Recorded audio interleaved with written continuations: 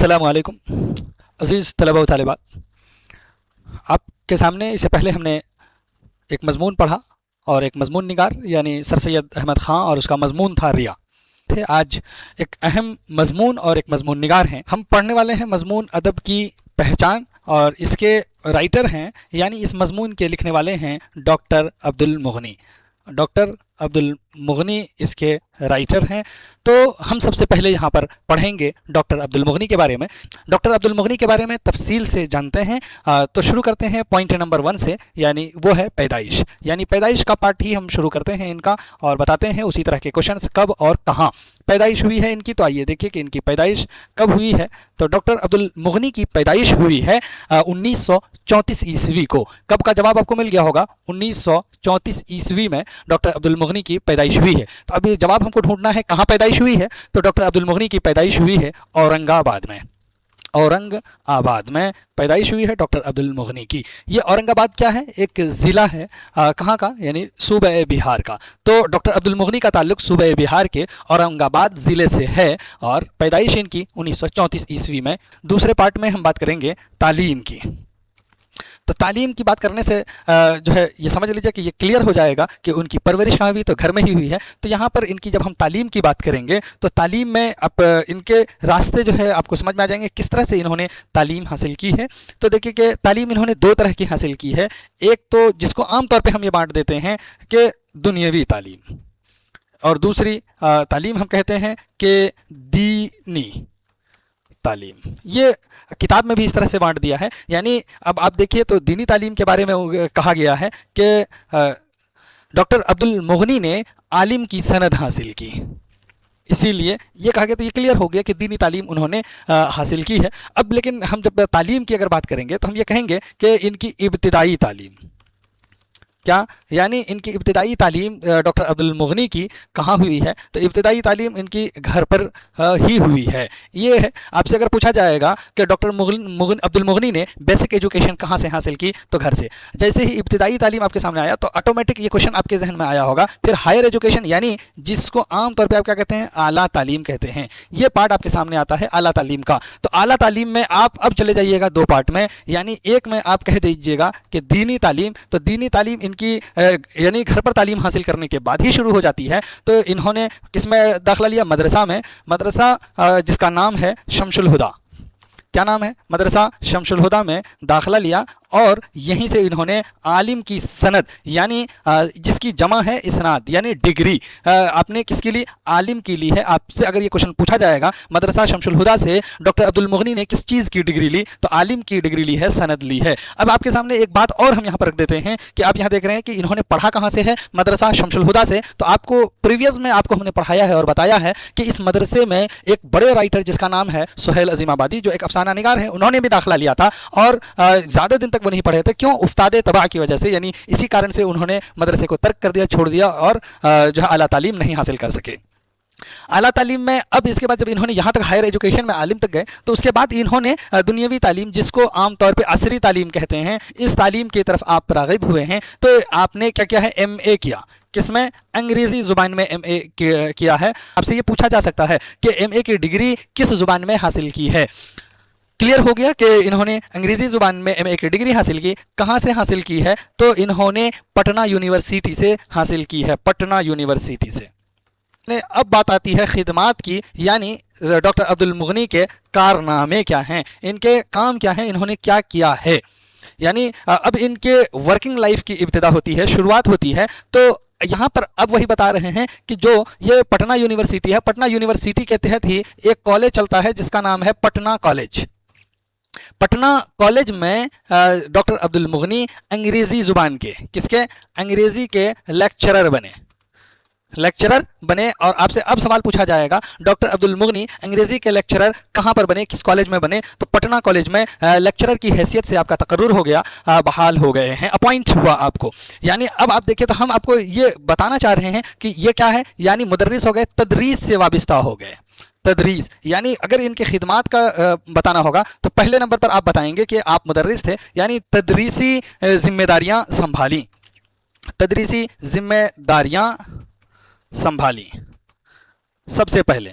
اب اس کے بعد اگر دیکھیں تو دوسرا تدریس کے ساتھ، تدریس کے ساتھ یہاں لکھ دیتے ہیں تدریس کے ساتھ ڈاکٹر عبد المغنی نے تصنیفی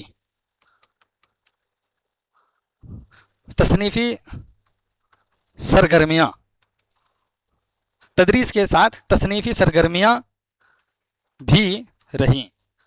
تو یعنی آپ پڑھانے کے ساتھ ساتھ کتابیں بھی لکھ رہے تھے. ان کا خاص موضوع اقبالیات رہا ہے. کیا ہے؟ اقبالیات آپ کا اہم موضوع رہا ہے، اہم موضوع.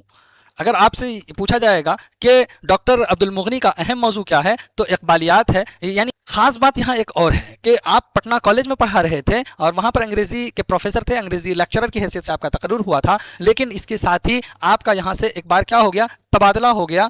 تبادلہ کہتے ہیں ٹرانسفر کو. کس کو؟ ٹرانسفر ہو گیا. ٹرانسفر ہو کر آپ دوسری جگہ منتقل ہو گئے. یہ بتلانا چاہ رہے ہیں کہ کہاں چلے گئے؟ تو چلے گئے ہیں ٹرانسفر ہو کر بی این کالج. کہاں؟ بی این کالج چلے گئے. تو سوال آپ سے یہ پوچھا جائے گا کہ ڈاکٹر عبد المغنی پٹنہ کالج سے ٹرانسفر ہو کر کون سے کالج گئے تھے؟ B N college. یعنی ڈاکٹر عبد المغنی کا کس کالج میں ٹرانسفر یا تبادلہ ہو گیا؟ تو بی این کالج میں تبادلہ ہو گیا تھا. انہوں نے 20 کتابیں لکھی ہیں. کس نے؟ ڈاکٹر عبد المغنی نے تقریباً 20 کتابیں تصنیف کی ہیں. یہ ہے. اب 20 کتابوں میں آپ اگر دیکھیں گے تو کیا جو ہے آپ کو ملے گا؟ زندگی اور ادب کے حوالے سے ڈاکٹر عبد المغنی ایک مخصوص تعمیری نقطۂ نظر کے حامل نظر آتے ہیں. انہوں نے زندگی کو ایک الگ زاویے سے دیکھا ہے. ان کتابوں سے یہ بات معلوم ہوتی ہے.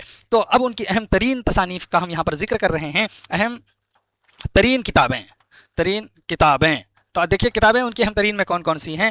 ایک میں ہم یہاں پر بتا رہے ہیں جادِ اعتدال. ایگزام میں یہ جو ہے اس کتاب کا نام لکھا گیا اور لکھ کر کے پوچھا کہ یہ کس کی کتاب ہے. تو جادِ اعتدال کس کی کتاب ہے؟ یہ کتاب ہے ڈاکٹر عبد المغنی کی. اسی طرح سے ان کی کتاب ہے نقطۂ نظر. اسی طرح سے ان کی ایک کتاب ہے معیار و اقدار. اب ایک اور ان کی کتاب ہے تشکیل جدید. ان کی کتابوں کے نام ہیں یہ تشکیل جدید. اور اسی طرح سے ایک اور ان کی کتاب ہے اور اس کتاب کا نام ہے اقبال اور عالمی ادب. یعنی دیکھیے اقبال پر انہوں نے بہت ساری کتابیں لکھی ہیں جبکہ یہاں پر ایک کتاب کا نام بس دیا ہے اقبال اور عالمی ادب. تو یاد رکھیے گا ان 5 کتابوں میں سے کوئی بھی کتاب آپ کو ایگزام میں دے کر کے پوچھ سکتا ہے. کی وفات ہو گئی ہے 5 ستمبر کو اور 5 ستمبر میں آپ لکھیں گے 2006 عیسوی. یہ کب ہے؟ اور اس کے بعد آپ سے پوچھا ہے کہاں ہوئی ہے تو پٹنہ میں ان کی وفات ہوئی ہے. پیدائش کیونکہ اورنگ آباد میں ہوئی ہے، وفات پٹنہ میں ہوئی ہے. تو آپ نے جان لیا ہے کہ ان کے بارے میں ڈاکٹر عبد المغنی کے بارے میں تفصیل سے ان کے جتنے یعنی پیدائش سے وفات تک ان کے زندگی کی جو موٹی چیزیں ہیں، جو اہم پوائنٹس ہیں، اس کو ہم نے یہاں پر پیش کیا. لیکن اب باری آتی ہے جیسا کہ ہم نے کہا کہ آج ہم پڑھنے والے ہیں ڈاکٹر عبد المغنی کا ایک مضمون جس کا عنوان ہے ادب کی پہچان. یعنی یہ ادب ہم پہچانیں گے کس طرح سے، اس کو یہاں پر بتایا گیا ہے. کیا ہر ایک کو ادب کہیں گے یا نہیں کہیں گے؟ ان چیزوں پر ڈاکٹر عبد المغنی نے کھل کر بات کی ہے. وہ ادب کی پہچان کروانا چاہ رہے ہیں. ڈاکٹر عبد المغنی یہ کہتے ہیں کہ ادب کو جانتے سب ہیں. یعنی یہ جو ادب ہے تو کہہ رہے ہیں اس کو جانتے سب ہیں. شروع یہیں سے کر رہے ہیں جاننے سے کہ جانتے سب ہیں لیکن مانتے کیا ہیں؟ بہت کم لوگ. پہچانتے کم ہیں. تو یہ 2 پارٹ ہوگی. یعنی جانتے تو ہیں لیکن پہچانتے کمی ہیں. اسی طرح سے ایک پوائنٹ اور انہوں نے کہا ادب پڑھنے والوں کا حلقہ روز بروز بڑھ رہا ہے. یعنی حلقہ ادب پڑھنے والوں کا کیا ہو رہا ہے؟ اس حلقے میں یعنی اضافہ ہو رہا ہے. پڑھنے والوں کا بڑھ رہا ہے حلقہ، یعنی ادب پڑھنے والوں کا. تو سمجھنے والوں کا حلقہ کیا ہے کہ وہ گھٹتا جا رہا ہے. کس کا؟ سمجھنے والوں کا. کہ ادب پڑھنے والوں کا حلقہ وہ بڑھ ضرور رہا ہے لیکن سمجھنے والوں کا حلقہ وہ اتنی ہی تیزی سے گھٹتا چلا جا رہا ہے. یعنی اس کا مطلب ہے کہ ہر ایک کے پاس رسالے پہنچ رہے ہیں، دیگر چیزیں پہنچ رہی ہیں، وہ پڑھ رہا ہے اور پڑھ کر اس کو سمجھ کم رہا ہے، بس محظوظ ہو رہا ہے، اپنے دل کو تشفی دے رہا ہے کہ ہم ادب پڑھ رہے ہیں، ادب پڑھنے والوں میں اپنا نام درج کر رہے ہیں. ساتھ ہی وہ ہر کسی چیز کو پڑھ کر کے اس کو ادب کے زمرے میں رکھتا ہے، اس کو تصور کرتا ہے. اس کا مطلب جو کچھ مارکیٹ میں آ رہا ہے، بازار میں جو بھی چیزیں ہیں، وہ اس سے استفادہ تو کر رہا ہے اور وہ ایک کام یہ کر دیتا ہے کہ ادب اور غیر ادب میں خلط ملط کر دے رہا ہے. یہ آج کے ٹائم میں یہ ہو رہا ہے. تو ادب اور غیر ادب میں یہ پڑھنے والے لوگ کیا کر رہے ہیں؟ خلط ملط کر دیتے ہیں. ادب اور غیر ادب میں خلط ملط کر دیتے ہیں، اس لیے ادب کی پہچان پر گفتگو ضروری ہے. یعنی اگر خلط ملط کر دیں گے، ہم ملا دیں گے، تبھی تو بات آ گئی کہ ادب کی پہچان ضروری ہے. پہچان لازمی کب ہوتی ہے؟ جب خلط ملط ہو. اگر خلط ملط نہیں کرتے، ہم ہر ایک کو الگ الگ کرتے تو پھر پہچاننے کی ضرورت نہیں. اور یہ خلط ملط کیوں کر رہے ہیں؟ پہچان نہیں رہے ہیں اسی لیے. تو پہچاننا بہت ضروری ہے. پہچانیں گے ہم تو ادب کی پہچان پر گفتگو کریں گے. تو کہے ایک بات تو امپورٹنٹ یہ ہو جاتی ہے کہ اس کا تعین دشوار ہے. اس کا ادب کا تعین بہت دشوار ہے. تو ادب کا تعین کیوں دشوار ہو جا رہا ہے؟ دشوار اس لیے ہو رہا ہے، کہہ رہے ہیں کہ وہ ادب کے نام سے پڑھ تو لیتا ہے اور بازار میں چلتی ہوئی بہت سی چیزوں کو وہ پڑھ لیتا ہے، لیکن یہ بھی نہیں جانتا کہ ان میں ادب کون ہے اور کون سی چیز نہیں ہے. جو چیزیں واقعی ادب ہیں ان کے درمیان تنقیدی موازنہ، مقابلہ اور ان کی باہمی خوبی و خامی کو سمجھنا تو اس کے لیے بالکل محال ہی ہو جاتا ہے. تو یہاں پر تو اس چیز کی ضرورت پیش آ گئی. تو ادب کی پہچان پر گفتگو اسی لیے ضروری ہو جاتی ہیں. جب ہم ادب کی پہچان پر گفتگو کرنے جاتے ہیں تو بے شمار موضوع ہیں اور بے شمار موضوعات پر کتابیں لکھی گئی ہیں. ان کتابوں کو ہم دیکھتے ہیں، ان کتابوں کو دیکھ کر کے ان کو سمجھتے ہیں تو ہمارے سامنے جو ہے اس کے تعین میں دشواریاں پیش آ جاتی ہیں. کس طرح سے دشواریاں پیش آتی ہیں پہچان میں؟ ایک تو یہ کہ حدیں کیا ہیں. حدیں یہاں دیکھ لیجئے کہ ادب کی حدیں کیا ہیں، اس طرح کے سوالات کیا ہیں. اور پھر اسی طرح سے سوال آ جاتا ہے کہ پھر ادب کیا ہے. امپورٹنٹ کوشچن یہی ہے کہ ادب کیا ہے جب آپ اس کی بات کر رہے ہیں. اسی طرح سے پھر صفتیں کیا ہیں، یعنی اس کے کچھ نہ کچھ تو صفتیں ہوں گی، اس کے ایک دائرے ہوں گے، ان دائرے میں کھڑا اترنا ہوگا تبھی تو ہم کہیں گے کہ یہ ادب ہے کہ نہیں ہے. تو یہ امپورٹنٹ سوال ہمارے سامنے کھڑا ہو جاتا ہے. تو اس سلسلے کا بنیادی سوال اب ہمارے سامنے ابھر کر آتا ہے، کیا کسی زبان میں لکھی جانے والی، یہاں پر ہم اس سوال کو لکھتے ہیں، کیا کسی زبان میں، یہ ہے کیا کسی زبان میں لکھی جانے والی ہر علمی تحریر ادب ہے؟ یہ کوشچن ہے. اب دیکھیے امپورٹنٹ کوشچن ہے یہ کہ اگر اس پر آپ غور کریں گے تو آپ کے سامنے دو طرح کی چیزیں یعنی دو نقطۂ نظر ابھر کر آئے گا اس سوال کے جواب میں. کیا یعنی ہر تحریر جو ادبیت کے ساتھ لکھی جا رہی ہے، یا پھر آپ کہیے کہ جو ہر وہ علمی تحریر جس سے ہم کو نالج پراپت ہو رہا ہے، نالج مل رہا ہے، کیا وہ ادب ہے؟ جب یہ سوال ہم نے کیا تو دو ہمارے سامنے رائیں آئیں. ایک رائے آپ دیکھیے کہ جیسے کہ ہم کیا ہے کہ فلسفہ ہے، دینیات ہیں، یعنی ہم یہ سب کیا علمی چیزیں ہیں نا، فلسفہ، دینیات یعنی اب اسی طرح سے آپ کہہ لیجئے تاریخ جس کو آپ ہسٹری کہتے ہیں، اور بھی چیزیں، معاشیات ہیں، طبعیات ہیں، اسی طرح سے اخلاقیات ہیں. ان ساری چیزوں کو آپ کس میں رکھتے ہیں؟ من جملہ یہ ساری چیزیں علوم و فنون میں آتی ہیں کہ نہیں؟ علوم و فنون ہیں. تو اب علوم و فنون بول کر کے آپ یہ بول سکتے ہیں علوم و فنون میں مختلف موضوعات پر، یہی نا، علوم و فنون میں مختلف موضوعات، الگ الگ یعنی ٹاپک ہے، وہ سب الگ الگ علمی بحثیں ہیں، موضوعات پر ادبیت کے ساتھ لکھی جانے والی ہر تحریر ادب ہے. دیکھیے آسانی سے یہ بات کہہ دی گئی ہے. ایک ہی یہ نظریہ آپ کے سامنے آیا ہے کہ لکھی جا رہی ہے اگر ادبیت کے ساتھ، خواہ وہ کسی بھی چیز میں لکھی جا رہی ہوں، وہ ادب ہیں. اب دوسری کی بھی بات پہلے سن لیجئے تب پھر ادھر آئیں گے ہم. دوسرا، یہ تو ایک نظریہ ہو گیا. اب یہاں پر دوسرا نظریہ ہم آپ کو بتائیں، پھر ہم اس کے ساتھ ہم جائیں گے کہ آخر یہ نظریہ جو آیا ہے تو پھر اس میں کیا کیا چیزیں ہیں، کیوں یہ نظریہ جو ہے قابل یعنی مطلب ہماری نظروں کے سامنے اس نظریے کی اتنی ویلیو اور اہمیت ہو گئی ہے. کہہ رہے ہیں کہ ادب دراصل ایک خاص قسم کی تحریر ہے. دوسرا نظریہ پہلے اب دیکھ لیجیے، کہہ رہے ہیں کہ ادب دراصل ایک خاص قسم کی تحریر ہے. یہ بات کہی گئی ہے، خاص قسم کی تحریر ہے، یعنی خاص تحریر کا نام ہے. خاص تحریر کا نام تو اب اس کی تو ویاخیا ہونی چاہیے نا. تو اب اسی خاص تحریر کو جو خاص قسم کی تحریر کہہ رہے ہیں تو کہہ رہے ہیں کہ خاص اسلوب ہم کہتے ہیں کس کو؟ اسٹائل کو، یعنی طریقے کو. لکھنے کا جو انداز ہوتا ہے اس کو ہم اسلوب کہتے ہیں. اسی طرح سے کہہ رہے ہیں کہ یہ خاص تحریر میں خاص اسلوب کو جو اہمیت دے رہے ہیں، بلکہ یہی نہیں بلکہ خاص مواد کو بھی اہمیت. خاص مواد کہہ رہے ہیں کہ صرف آپ سوچ رہے ہیں کہ لکھ دیں گے اس اسٹائل میں تو وہ ہو جائے گا، کہ نہیں، خاص مواد بھی اس کے لیے ہیں. کس کے لیے؟ جس کو ہم ادب کہیں گے. یہ خاص قسم کی تحریر ہی جس کو ہم ادب کا نام دیتے ہیں، اس میں یہ دونوں باتیں آتی ہیں. خاص اسلوب کو ہی اہمیت مت دیجیے، لکھنے کے طریقے پر ہی دھیان مت دیجیے، بلکہ خاص مواد بھی ہوتی ہیں اس کے لیے. یہ بات तो आपके सामने आ गई। लेकिन जो पहली बात है कि मुख्तलिफ फ़नून पर, मुख्तलिफ मौज़ूआत पर जो लिखी जाएंगी उस पर थोड़ा सा गौर कीजिए। तो अब आपके सामने एक मतलब जो है सामने आएगा, मतलब उभर करके। इसका मतलब ये हुआ कि अदब एक उसलूब, एक तर्ज बयान। यहाँ पर भी देख लीजिए मतलब क्या आ गया सामने। अदबियत के साथ लिखी जाए तभी वो तहरीर होगी। अगर उसके हम व्याख्या करते हैं तो उस व्याख्या में हमको मिल क्या रहा है, मतलब इसका क्या निकल रहा है कि अदब एक उसलूब, यहां पर लिख देते हैं अदब एक उसलूब, और यहां पर और एक तर्ज बयान का नाम है। उसलूब और एक तर्ज बयान का नाम है। कितना इजी है अगर मतलब में हम जाते हैं तो। इंपॉर्टेंट ये है कि अदब की तारीख में इसकी तस्दीक भी होती है कि जब अदब की हिस्ट्री हम पढ़ते हैं तो वहाँ पर हमें मिलता भी है कि हाँ एक उसलूब और एक तर्ज बयान में अगर लिख दिया गया है इन उलूम व फ़नून में भी, तो उसको अदब के ज़ुमरे में, अदब के ज़ैल में डाल दिया है। ख़ास मौजू या मवाद नहीं है, ये कह रहे हैं कि ख़ास मौजू यानी टॉपिक या मवाद नहीं है। बस नकार किसको रहे हैं, ख़ास मौजू और मवाद को, बल्कि एक उसलूब और तर्ज बयान का नाम ये कह रहे हैं कि अदब है।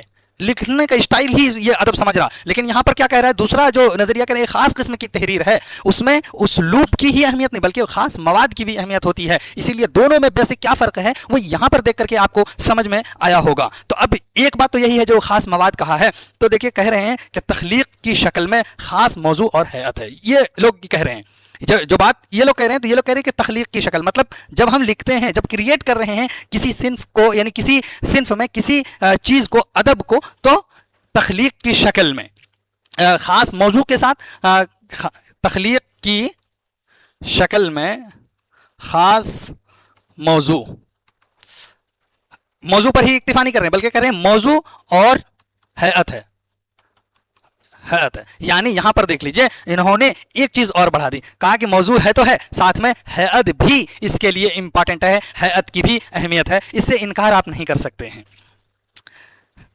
बल्कि अदब के कुछ खास मौज़ूआत और हैतें हैं, वही बात, कुछ खास मौज़ूआत भी हैं अदब के और कुछ स्पेशल हैतें भी हैं। इसका इजहार मुतय्यन सिन्फों में होता है। दरअसल अगर सबका हासिल देखिए तो एक लाइन में आप कह सकते हैं अदब एक खास शक्ल का नाम है।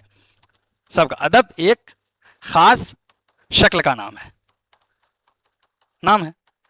देखिए बात कितनी सिंपल सी है कि ये कह रहे हैं खास शक्ल का नाम है, ये कह रहे हैं खास शक्ल का नाम नहीं, आम सी शक्ल है।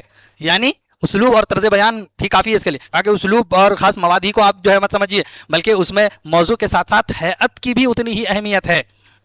ये किसके बारे में कहा, एक मजमून के यानी अदब के बारे में कहा जा रहा है। जब यहाँ पर आपके सामने बात आई खास शक्ल का नाम है, ये अदब एक खास शक्ल का नाम, तो कह रहे हैं कि इसके भी फिर क्या है, दो नज़रिए हमारे सामने आते हैं। तो अदब के खास शक्ल में यहाँ लिख करके हम बताते हैं कि वो खास शक्ल जिसके दो नुक्ते नज़र हैं, दो कैटेगरी हो जाती हैं। तो पहली कैटेगरी कौन सी है और पहली कैटेगरी का क्या मानना है।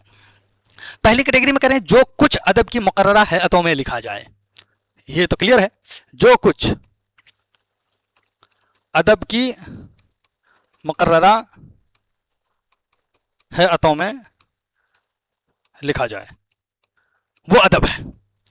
खास शक्ल वाले लोग क्या कह रहे हैं कि अदब की मुकर्ररा हैतों में लिख दीजिए, यानी जैसे कि अफसाना है, नॉवेल है, दास्तान है, इसमें अगर आप लिख रहे हैं ये मुकर्ररा हैतें हैं, उसमें अगर आप लिखेंगे तो वो अदब है, चाहे आपको लिखना आए कि ना आए। लेकिन इसके बरक्स ये कह रहे हैं कि जो दूसरा नजरिया वो कह रहे हैं हर चीज़ अदब नहीं है। ये कह रहे हैं कि हर चीज़ अदब नहीं है। ये राय दिल को लगती हुई भी मालूम होती है। यानी ये जो कह रहे हैं कि हर चीज़ अदब नहीं है, उसका मानना है कि अदब सिर्फ एक बनी बनाई हैत नहीं है। यानी ये नहीं कि पहले से किसी ने ढाल करके दे दिया उसी पर हम लिख रहे हैं तो वो अदब है। कहा कि बनी बनाई हैत का नाम नहीं है, दर हकीकत एक ख़ास मेयार है। ये क्या कह रहे हैं, ख़ास मेयार है, ख़ास मेयार का नाम अदब है। अब बात मेयार की भी बाद में होगी, ख़ास मेयार का नाम है। यानी अब जब उन्होंने ख़ास मेयार कहा तो इसका मतलब यह है कि जब तक किसी तहरीर में तख्लीकी इनफरादियत न हो वो अदब सही और पूरे मानों में अदब नहीं है, पूरे मानों में अदब नहीं है। ये साफ कह रहे हैं। यानी ख़ास मेयार कहा तो मेयार कहने वाले ने क्या कह दिया कि इनफरादियत हो, तख्लीकी इनफरादियत। तो ये इसका इंपॉर्टेंट नुक्ता नज़र है। तख्लीकी इनफरादियत हो तो वो फिर क्या है, अदब है। यानी अदब होने के लिए ये जो तख्लीकी इनफरादियत वाले हैं ये कहते हैं कि उसमें हो क्या, ताजगी, तख्लीकी इनफरादियत इससे आएगी, ताजगी से, जिद्दत से आएगी। इसी तरह से ये कहते हैं कि उसमें गहराई हो, उसमें गहराई हो। ये खास शक्ल की जो दूसरे नुक्ते नज़र वाले हैं ये बहुत डीप गए हुए हैं। इसका मतलब यही है कि ये जो कहा है तो ये कड़ा मेयार है, कड़ा मेयार है। ये थोड़ा सा डीप भी जा रहे हैं और अदब की पहचान भी सही ढंग से करवा रहे हैं। और ये दोनों नुक्ते नज़र कहने के बाद इससे एक जो है मकतबे फ़िक्र का और वजूद हो गया, एक और राय फिर सामने आ गई। तो एक और राय है, तो यहाँ पर हम लिखते हैं एक और मकतबे फ़िक्र। यानी ये जो इतनी चीज़ें आपने देखा कि हर चीज़ अदब नहीं है, बल्कि हर चीज़ अदब अगर आप कहेंगे तो उन्होंने क्या कहा कि बनी बनाई हयातों से आप पहले बाहर निकलिए, बल्कि उसके लिए एक ख़ास मेयार पर आइए। ख़ास मेयार के लिए इन्होंने कहा कि उसको आप कहेंगे जिसमें तख्लीकी इनफरादियत हो। तख्लीकी इनफरादियत कैसे आती है? ताजगी, जिद्दत, गहराई से आती है। ये कड़ा मेयार है। इसको देखते हुए एक मकतबे फ़िक्र इससे बाहर आ गया। तो एक की तो यही राय हो गई, तो फिर उससे जो बाहर आया उसकी राय सुनिए। वो कहते हैं दोनों शर्तों को पूरा करने के बाद भी मेयारी अदब के लिए ज़रूरी है। इन शर्तों को पूरा करने के बाद भी वो कह रहे हैं कि मेयारी अदब होने के लिए ज़रूरी है कि एक तहरीर आला संजीदगी की हामिल हो। यानी ये क्या कह रहे हैं कि शर्तें आप पूरी कर लीजिए, लेकिन इसके बाद भी एक चीज़ ज़रूरी है, और वो ज़रूरी है आला संजीदगी की हामिल तहरीर। आला संजीदगी की हामिल हो, उसके अंदर तनकीद हयात हो। किसमें? उस अदब में। तभी आप कहेंगे कि यही मेयार है, तनकीद हयात हो अदब में। इसीलिए यह मकतबे फ़िक्र उससे बाहर निकला है। और अगर आप गौर करेंगे तो इन सारी बातों पर तो आपको आएगा, यानी इसके डेफिनेशन करते हुए आपको ये बात समझ में आएगी कि मुकम्मल और कामिल अदब वो है जिसमें बेहतरीन फ़न का इजहार बेहतरीन फ़िक्र के साथ किया गया हो। तो इस डेफिनेशन को हम यहाँ पर लिखते हैं, मुकम्मल और कामिल अदब वो है जिसमें बेहतरीन फ़न का इजहार बेहतरीन अंदाज में किया गया हो, वो अदब है। अब ये देख लीजिए, मुकम्मल और कामिल अदब की जब डेफिनेशन किए हैं तो यहाँ पर देखिए बेहतरीन फ़न, यानी उनके सारे लवाजमात इसमें आ गए इस जुमले में। और जो इजहार कर रहे हैं, लिख रहे हैं तो बेहतरीन अंदाज में, यानी स्टाइल भी क्या हो? बेहतरीन हो, लिखने का तरीक़ा भी बेहतरीन हो। फ़न हयातियाती हैं, ख़ास मौजू में लिखिए, ख़ास मवाद के साथ लिखिए, ख़ास तकनीक में लिखिए। उसके लिए स्पेशल आपको अंदाज़ इख्तियार करना पड़ेगा, तभी फिर आपका कामिल और मुकम्मल अदब होगा, ये इन लोगों ने कही।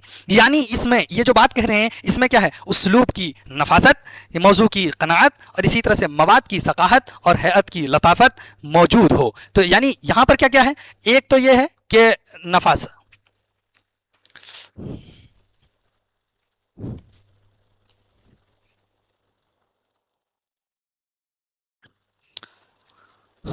तो यहां पर उन्हीं चीजों को देखिए क्या है। सबसे पहले एक तो बताया कि नफासत किसकी? उसलूब की। उसलूब आ गई बात, उसलूब की नफासत हो। इसमें कनात किसकी? मौजू की। मौजू की कनात हो। इसी तरह से सकाहत किसकी? मवाद की। सकाहत मतलब उसको आप जांच परख लें, वो आपके सामने पुख्ता हों, अच्छे हों, ठोस मवाद हों। इसके बाद लताफत हो। किसकी? लताफत किसकी? हैत की। देख लीजिए सारी चीजें आ गई हैं। ये सारी चीजें अगर होंगी तो वही कह रहे हैं कि मुकम्मल और कामिल अदब फिर होगा। तो इसी को इन्होंने डेफिनेशन कर दिया। गोया कि मुकम्मल नमूने अदब की तारीफ के दो अज्जा हैं। अगर मुकम्मल नमूने अदब यहां पर आपने देखा तो मुकम्मल नमूने अदब के कितने होंगे? दो अज्जा हो जाएंगे, दो पार्ट हो जाएंगे। पहला पार्ट क्या हो जाएगा? कह रहे हैं कि पहले पार्ट में आपका देखा जाएगा कि फिक्र, पहले पार्ट में फिक्र देखेंगे और फिर फन देखेंगे दूसरे पार्ट में। तो ये दो अज्जा हैं मुकम्मल नमूने अदब की तारीफ के। जो यहाँ पर तारीफ आपके सामने आई, ये दोनों आला दर्जे के हैं और कामिल हम आहंगी हो। आला दर्जे के हो और कामिल हम आहंगी हो उसमें, दोनों में, तो फिर एक आला अदब वजूद में आएगा। लेकिन अब सवाल फिर आपके सामने उभर कर आता है कि क्या इस मेयार पर पूरी उतरने वाली तहरीर ही अदब है? इस मेयार पर करें कि इसमें जो आपने बताया कि दोनों की हम आहंगी हो और आला दर्जे की हो, तो फिर ये मुकम्मल नमूने अदब हो जाएगा। तो फिर सवाल तो अब सामने आएगा ना कि मेयार पर अगर इस तरह पूरा उतर जा रहा है तो क्या वही तहरीर अदब है? वही तहरीर सिर्फ अदब है? ये सवाल कि मेयार पर पूरा उतरने वाली तहरीर ही सिर्फ अदब है, یہ اگر اتر جا رہی ہیں تو اسی کو صرف کہیں گے یہ کی پوائنٹ ہے کہ صرف وہی تحریر ادب ہے. تو اب آپ کے سامنے ہے، کہہ رہے ہیں کہ ایسا سمجھنا صحیح نہیں ہے، کیونکہ ہر کوئی تو اس طرح نہیں لکھ سکتا نا. ایسا سمجھنا اس کا مطلب غلط ہے. پھر کیوں ایسا سمجھنا کیوں صحیح نہیں ہے؟ کہہ رہے ہیں اس لیے کہ کام کا معیار اس کے کمال کو ظاہر کرتا ہے. جو کام کا معیار ہے آپ کا، وہ کسی چیز کے کمال کو، بلندی پر فائز ہے، اس کو ظاہر کرتا ہے. لیکن بہت ساری چیزیں کمال کو تو نہیں پہنچتی ہیں، لیکن وہ چیز تو ہوتی ہیں. تو کمال سے نیچے اتریے تھوڑا، تو نیچے جب اتریں گے تو آپ کو ملیں گی یہاں پر کچھ چیزیں. کہہ رہے ہیں کہ پہلا کام ادب کی نوعیت کا سراغ لگانا ہے. اگر اس سے آپ آگے بڑھیں گے تو کہہ دیں گے بالکل نہیں، کمال سے نیچے اتریے. تو پہلا کام آپ کا کیا ہو جائے گا؟ سراغ لگائیے. کس کی؟ ادب کی نوعیت کا. نوعیت کا سراغ لگانا ہے، یہ ہے. اور پھر اس سے ایک چیز اور کرنی ہے، قدر و قیمت متعین کرنے کی پھر نوبت آئے گی. جب قدر و قیمت متعین کرنے کی نوبت آئے گی، کس کی نوبت آئے گی؟ قدر و قیمت کے تعین کی. اچھا، ان دونوں سے کیا ہو جائے گی؟ پہچان ہو سکے گی. یہ آپ کو بتا دیا کہ یہ ادب کی اس طرح سے ہم پہچان کر لیں گے. پہچان میں جب بات آ رہی ہے کس طرح سے، تو اب آپ غور کیجئے کہ بات معیار کی ہو رہی ہے تو اس میں پہچان کو انکلوڈ کر رہے ہیں. تو اس کا مطلب یہ ہے کہ یہاں پر ایک چیز چھپی ہوئی ہے اور وہ ہیں عناصر. یعنی عناصر معلوم ہونے کے بعد ہی اوصاف کا پتہ چلے گا. جب تک اس کو پتہ کریں گے تو وہاں پر ایک چیز چھپی ہوئی کیا ہے؟ عناصر چھپی ہوئی ہیں. عناصر جب ہم کو پتہ چلیں گے، یعنی اس کے پارٹس الگ الگ کر دیں گے ہم، تو ہم کو پتہ چلے گا اس کے اوصاف، یعنی اس کی خصوصیات کا، اس کے امتیازات کا علم ہوگا. تو پہلے اب عناصر کی بات کیجئے. تو عناصر کی بات کرتے ہوئے آپ کے سامنے آئے گا کہ ادب کے دو حصے ہیں. عناصر یعنی ادب کے کتنے عناصر ہیں؟ دو عناصر ہیں. ادب کے دو حصے ہیں، دو عنصر ہیں. اب کون کون سے ہیں؟ ایک ہے عام ادب، ایک ہے خاص ادب. بات ایزی. ایک ادب عام ادب ہے اور دوسرے ادب خاص ادب ہے. عام ادب کس کو کہیں گے آپ؟ ہر وہ تحریر جس میں ادبیت ہو، یعنی وہی پہلے والی بات پھر آ گئی کہ جس میں ادبیت ہو. اب خاص ادب جو کسی مخصوص تخلیقی حیت میں ہو، وہ خاص ادب ہے. تخلیقی حیت میں جیسے کہ حیت کا بتایا، افسانہ، ناول، یہ سب حیت ہیں اس میں لکھی گئی ہوں تو ہو. پہلے جو عام ادب ہے اس کا تعلق کسے ہے؟ یہ علمی چیز ہے. تو یہاں پر بتاتے ہیں یہ علمی چیز ہے، جبکہ یہ علمی چیز نہیں ہے. یہ کیا ہے؟ یہ فنی چیز ہے. خاص ادب فنی چیز ہے. کلیئر؟ تو اب یہاں پر سمجھیے، جس کو ہم نے کہا کہ ہر وہ تحریر جس میں ادبیت ہو وہ عام ادب ہے، اس کا تعلق علمی چیز سے ہے. تو کہہ رہے ہیں علمی ادب کی صرف ایک پہچان ہے. اس ادب کی صرف کیا ہے؟ ایک پہچان ہے. اور وہ پہچان کیا ہے؟ وہ کہہ رہے ہیں کہ اسلوب بیان میں ادبیت پائی جائے. اس میں یہ بات کر رہے ہیں کس کی؟ اسلوب بیان کی. بس لکھنے کا جو طریقہ ہے، جو اسٹائل ہے آپ کے بتانے کا، بس اس میں ہی ادبیت پائی جائے. یعنی یہ کہنا چاہ رہے ہیں کہ طرز اظہار میں کیا ہوں؟ محاورات ہوں، امثال ہوں، تشبیہات ہوں، استعارات اور تلمیحات وغیرہ اگر آپ یوز کر رہے ہیں تو وہ آپ کی کیا ہو جائیں گے؟ عام ادب ہو جائیں گی. وہ علمی چیز ہے تو عام ادب کے دائرے میں اس کو آپ رکھ دیں گے انہی چیزوں کے استعمال سے بس. لیکن اس کے علاوہ جو یہاں پر کہا کہ خاص ادب ہے، خاص ادب کا تعلق فنی چیز سے ہے. تو فنی چیز کے لیے آپ کو اس کی پہچان کی ضرورت پڑ جائے گی. کہہ رہے ہیں کہ اس کی پہچان کی جب آپ کوشش کریں گے، فن کی جس صنف میں تخلیق ہو، فن کی جس صنف میں تخلیق ہو، اس کی مقررہ ہیئت کے مسلمہ اصول و قواعد کی پابندی بنیادی طور پر کی گئی ہو. یعنی جو ان کے قواعد ہیں، اس کے قواعد یعنی ہیئتوں کے، ہیئت کے قواعد و ضوابط کی پوری پابندی اگر کر رہے ہیں تبھی وہ خاص ادب کے دائرے میں آئیں گی. اگر آپ نے ان مسلمہ اصول کو نظر انداز کر کے تخلیق کیا ہے تو پھر وہ ادب کے دائرے میں نہیں آئے گا. یہ کلیئر ہو گیا عام ادب اور خاص ادب. یہاں تک بات آپ سمجھ گئے ہوں گے تو سنیے کہ ادب کی ایک بنیادی اور عمومی تعریف اور پہچان اس سے ہو جاتی ہے. یہ ساری چیزیں جیسے ہی آپ نے سنی تو اسے ایک عام عمومی تعریف اور پہچان، عمومی پہچان اور تعریف، اور تعریف کس کی ہو جاتی ہے؟ ادب کی ہو جاتی ہے. یہاں تک آپ پہنچ گئے. لیکن پھر بھی ایک سوال من میں کھٹکتا ہے. کہہ رہے ہیں کہ اس طرح سے تو پتہ چل رہا ہے کہ ادب ایک ذوقی اور تخلیقی چیز ہے. کہہ رہے ہیں کہ اگر ذوقی اور تخلیقی چیز یہ ہے تو لوگ پھر اس کی پرکھ کی طرف توجہ ہی نہیں دیں گے. توجہ نہ دیں، وہ اس کو سمجھنا پھر بھی تو نہیں چاہیں گے. تو کہہ رہے ہیں کہ اس لیے پڑھنے والوں سے صرف ادب پڑھنے کی توقع نہیں کی جاتی ہے. جو بھی ادب پڑھتا ہے تو کیا ہم صرف اس سے یہ توقع کرتے ہیں کہ وہ ادب پڑھے؟ بلکہ وہ اس سے ہم یہ توقع کرتے ہیں، امید کرتے ہیں کہ وہ ادب کی تفہیم بھی کرے، اس کو سمجھے بھی، بلکہ وہ ادب کا تنقیدی مطالعہ بھی کریں. یہ ہماری توقع ہوتی ہے. ایک ادب لکھنے والے کی یہ امید ہوتی ہے. تو اب آپ کو غور کس کے انداز میں کرنا ہوگا؟ کہہ رہے کہ ایک ادیب کے طور پر آپ غور کر لیجئے کس کے طور پر؟ یعنی ایک رائٹر کے طور پر، ایک ادب لکھنے والے کے طور پر آپ غور کر لیجئے تو کہہ رہے ہیں کہ تخلیقی حس کے ساتھ تنقیدی شعور کا ہونا لازمی ہے. ادیب کے اگر حیثیت سے آپ غور کریں گے تو کیا ہے؟ تخلیقی حس کے ساتھ، مطلب آپ تخلیق کر رہے ہیں تو اس کا مطلب ہے کہ تخلیقی حس ہے آپ میں، تو کہہ رہے ہیں اس کے ساتھ کس کا؟ تنقیدی شعور بھی ہو. یہ رائے دے رہے ہیں.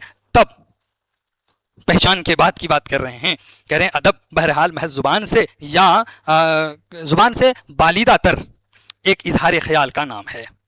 صاف کلیئر کر دیا کہ یہ کیا ہے؟ ادب محض زبان سے بالیدہ تر ایک اظہار خیال کا نام ادب ہے، یعنی ہر تحریر ادب نہیں ہے. کلیئر. اگر آپ سے یہ پوچھا جائے کہ ڈاکٹر عبد المغنی کی کیا رائے ہے تو کہہ رہے ہیں ڈاکٹر عبد المغنی کہ ہر تحریر ادب نہیں ہے. یہ بات آپ کو بھی گرہ باندھ لینی ہے ڈاکٹر عبد المغنی کی اس رائے کو پہچان لینا ہے، سمجھ لینا ہے. وہ یہ بات آخر کہتے ہیں تو ایک نتیجے پر پہنچ کر کہتے ہیں ادب نہیں ہے. خواہ ادب کی جو بھی تعریف کی جائے، ادب کے کچھ نہ کچھ حدود اور خواص تو ہوں گے ہی جس کی بنیاد پر ادب کو غیر ادب سے ممتاز کیا جا سکے گا. لہٰذا وہ یہ کہتے ہیں ضروری ہوگا کہ جو چیز غور و فکر سے لکھی گئی ہے اسے غور و فکر سے پڑھا جائے اور سمجھا جائے. اس طرح ادب کی پہچان کے ساتھ ساتھ ادب کی پرکھ کچھ نہ کچھ کرنی ہی پڑے گی، مطلب تنقید اس کی کرنی ہی پڑے گی. اور جب پرکھی ہوئی پہچان کا معاملہ ہوگا تو ہمیں غیر معیاری اور سطحی چیزوں سے صرف نظر کر کے معیاری اور عمدہ چیزوں کی قدر شناسی کرنی ہی پڑے گی تاکہ ادب کا معیار لکھنے اور پڑھنے والوں کے درمیان بہرحال قائم رہے. یہ ڈاکٹر عبد المغنی کی رائے تھی اور ڈاکٹر عبد المغنی نے ادب کی پہچان بہت نرالے اور انوکھے انداز میں آپ کے سامنے کروا دی ہے. اس سے آپ کو اندازہ ہو گیا ہوگا کہ ادب کیا ہے، ادب کے کتنے پارٹس ہیں، ادب کو کس طرح سے ایگزام میں پوچھا جا سکتا ہے. چلیے پھر ہم آپ سے ملتے ہیں، تب تک کے لیے خدا حافظ، السلام علیکم.